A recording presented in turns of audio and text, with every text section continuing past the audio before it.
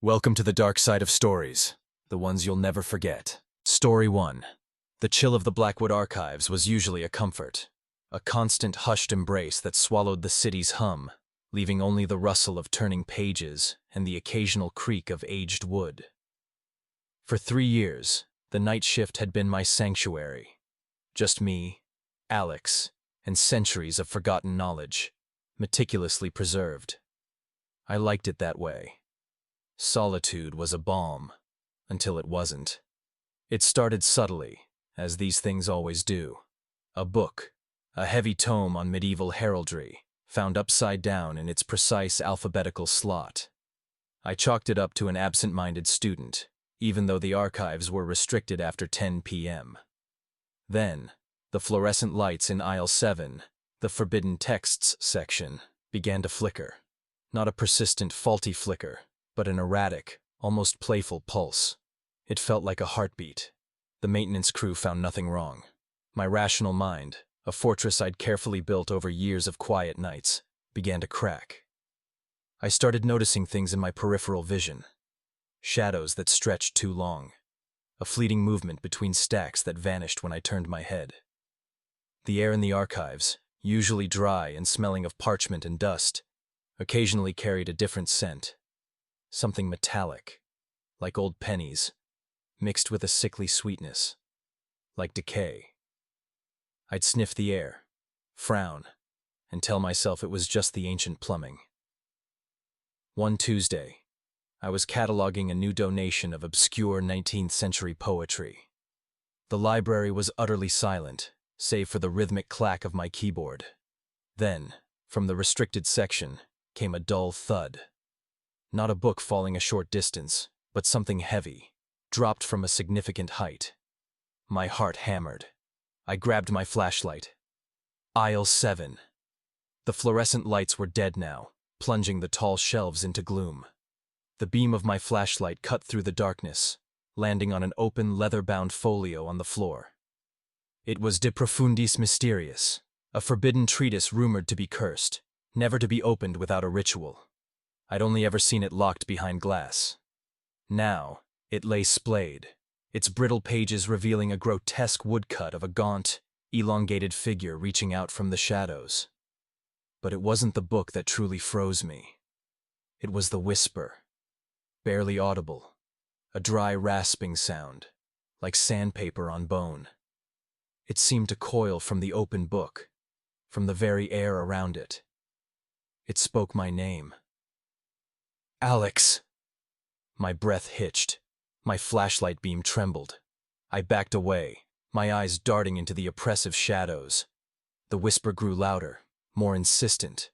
No longer just my name, but a garble of ancient syllables I couldn't understand, yet felt in my bones. It felt predatory. I fled, locking the archives with shaking hands and pretending I'd imagined every sound, every terrifying detail. For a week, I avoided aisle 7. But the presence, whatever it was, wasn't confined. I'd hear faint scratching sounds from inside the shelves, like something trying to dig its way out. Books would be found splayed open, pages dog-eared at passages describing death or forbidden knowledge. My sleep became a landscape of restless dread, populated by elongated shadow figures that always seemed to be reaching, always whispering my name. One night, I found myself drawn back. A compulsive, terrible curiosity tugged at me. My feet moved on their own, guiding me through the silent halls, past the rows of sleeping knowledge, until I stood before the entrance to aisle 7. The lights were off again, but this time, a faint, phosphorescent glow emanated from within. I pushed the door open. The metallic, sweet decay smell was overpowering now, cloying and sickening. The glowing came from the very end of the aisle, from a tall, narrow shelf I rarely paid attention to. It was packed with uncatalogued journals, ancient and uninviting. But one, in particular, was glowing with an internal, greenish light. It was a thin, leather-bound diary. No title, no markings. Its pages, though aged, seemed unnervingly fresh as I opened it. The handwriting was neat, elegant, yet descending into frantic scribbles towards the end. It was the journal of Agnes Perrault, the night librarian who'd vanished 50 years ago, presumed to have run away. Agnes chronicled her own descent, her joy in the solitude, the initial oddities, the flickering lights, the books moving. She wrote of whispers, the chill, the feeling of being watched. Her entries grew increasingly agitated, describing a shadow that thirsts for stories, a hunger that grows with each neglected tale. Her last coherent entry spoke of the entity's desire to complete its collection, its need for a final story to bind the archive. The very last entry, written in a spidery, desperate scrawl, read, "It knows my name. It learns. It will not let me leave. My story is its now. My story." Beneath that, not in Agnes's hand, was a crude drawing.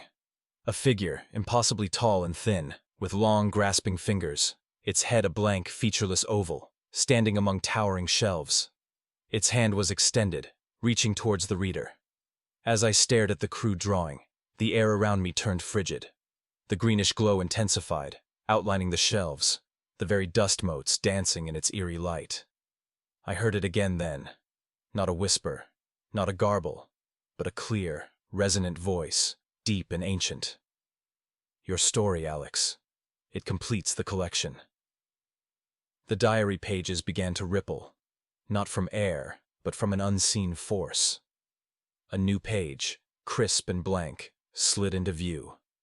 And slowly, agonizingly, impossibly, my name began to appear on it, written in a script that was not Agnes's, and certainly not mine. I slammed the book shut, dropping it as if it were burning me. I didn't run. I flew.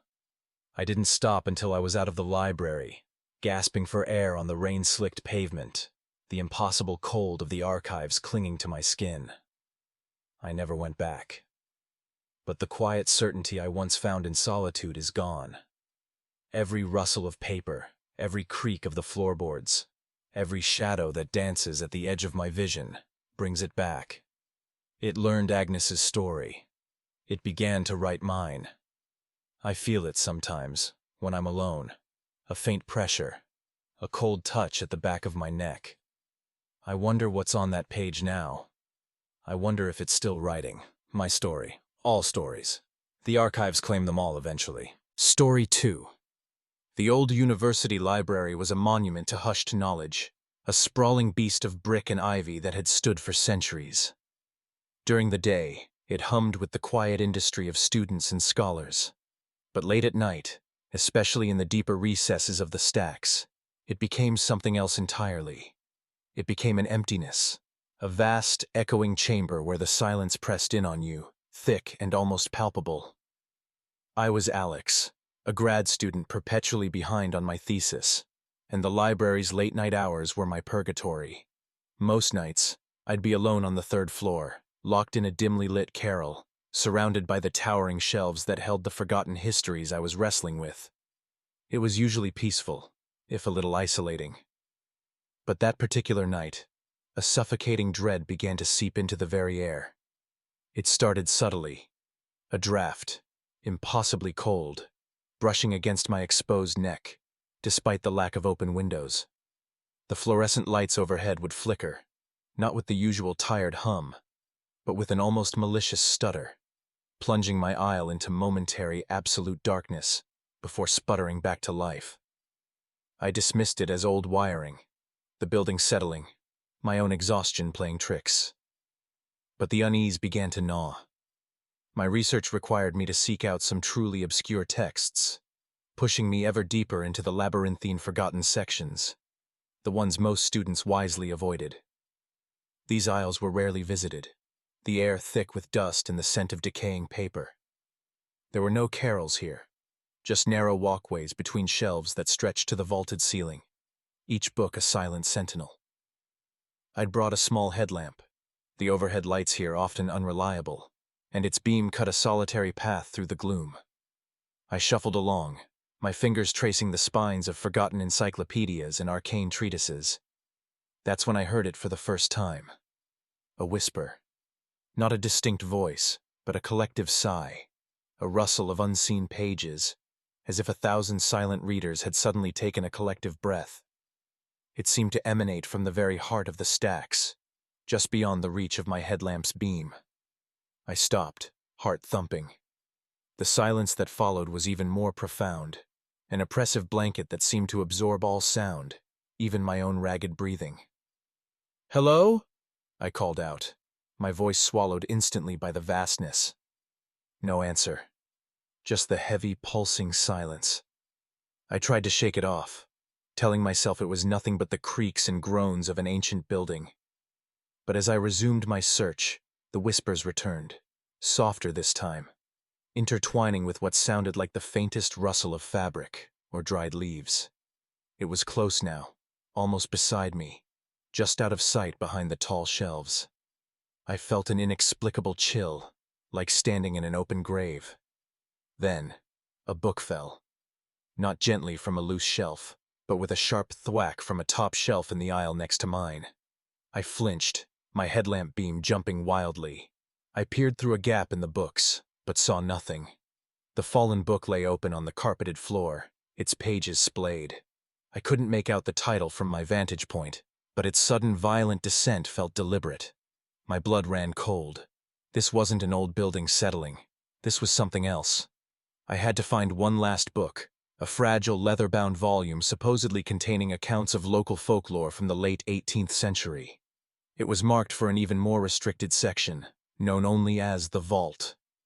I hesitated, my every instinct screaming at me to leave. But the deadline loomed, a different kind of terror.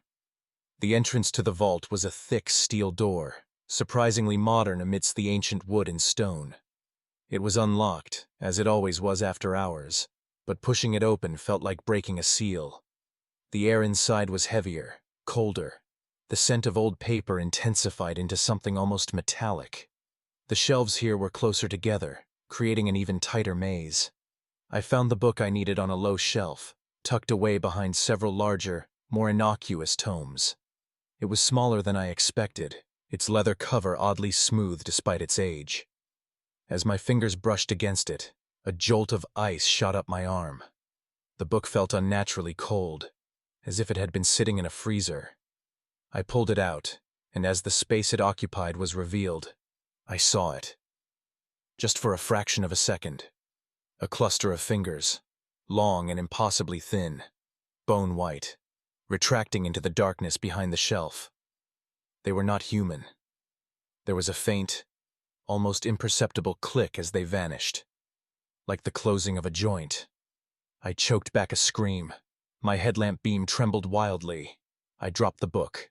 It landed with a soft thud, its brittle pages sighing open. From the now empty space behind the shelf, a low guttural murmur began, like someone trying to speak through a mouthful of dust. The words were indistinct, ancient, but the intent was clear. "You are not welcome here." I scrambled back, knocking against a shelf. Books tumbled around me. My heart hammered against my ribs, a trapped bird desperate for escape. I spun around, my headlamp beam sweeping the narrow aisle. At the far end, perhaps 30 feet away, something stood. It was impossibly tall, a gaunt, dark silhouette against the dimness. It didn't seem to have a face, just empty shadow where its features should be. But I felt a gaze, a predatory stare that chilled me to the bone. It was absolutely still, yet I knew it was watching me. Waiting. Slowly, deliberately, it began to move. Not walking, but gliding, a seamless, unnerving motion that covered the distance with terrifying speed. The air around it seemed to shimmer, the whispers rising again, sharper, more insistent, now almost screaming in my mind. I didn't wait. I turned and ran, blindly crashing through the aisles, the forgotten books rattling on their shelves like bones. The steel door of the vault seemed impossibly far away. I heard it behind me, a soft, slithering sound, like fabric dragging across the floor, interspersed with the rapid flick-flick-flick of pages being turned with inhuman speed. It was following me. It wanted me.